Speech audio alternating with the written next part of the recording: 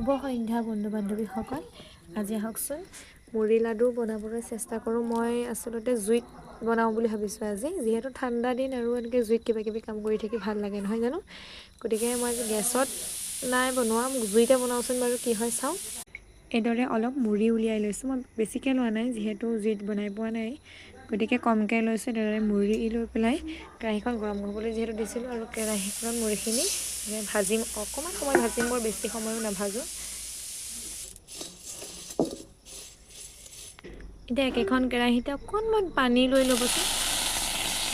কেৰাহীখন গৰম হৈ আছিল বাবে পানী দি দিলত একদম বেছিকৈ চাউন হৈ গৈছে। অকণমান দিব, বেছিকৈ নিদিব। এতিয়া ইয়াতে অকণমান গুড় দি দিব, গুড়খিনি গলিবৰ কাৰণে দিব।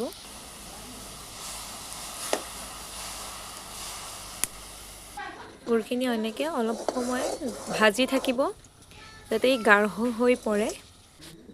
হৈছেনে নাই চাবৰ বাবে এইদৰে ঠাণ্ডা কিবা পাত্ৰ এটাত অলপমান গুড় লৈ চাব। যদি এনেদৰে হৈ গৈছে চাব, ঠাণ্ডা হ'লে যদি এনেকুৱা লিকটীয়া হৈ গৈছে, তেতিয়াহ'লে গুড়ৰ সিজোৱা পৰিমাণটো হৈছে বুলি ধৰি ল'ব। এতিয়া মুড়িখিনি ইয়াত দি লৈ পেলাই লৰাব অলপ। এনেদৰে সানি ল'ব, সানি লৈ ঠাণ্ডা হোৱাৰ পাছত মঠিব লাগিব। এনেদৰে ঠাণ্ডা পানী হাতটো তিয়াই লৈ পেলাই মুঠি মাৰি মাৰি যাব। অতি সোনকালেই মুড়িৰ লাড়ুটোৰে চেপ লৈ মানে যদি গুড়টো সঠিক গাঢ় হয়। এয়া চাওক, মোৰ মুড়ি লাড়ু সাজু হৈ উঠিছে। অকণমানো ঢিলা হোৱা নাই, পূৰা টান হৈ আছে। এয়া চাওক